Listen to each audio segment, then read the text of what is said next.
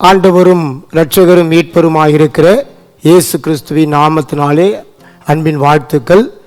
விடியுமா என காத்திருக்கிறேன் என்கிற பாடல் பாஸ்டர் விக்டர் வினோத் அவர்கள் மூலமாக எழுதி பாடி இன்றைக்கு அநேகர் பாடி தேவனை மகிமைப்படுத்தக்கூடிய அளவிலே அந்த பாடலை அவர்கள் ஏற்றி ராகம் அமைத்திருக்கிறார்கள்.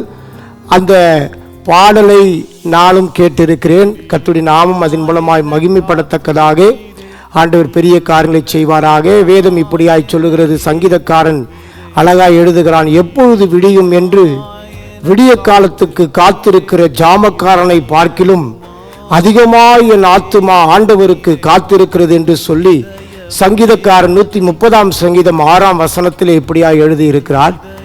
அப்படியாய் அந்த வசனத்தின்படி இந்த பாடல் அமைந்திருப்பதை பார்க்கும்போது மிகுந்த மகிழ்ச்சி அடைகிறேன்.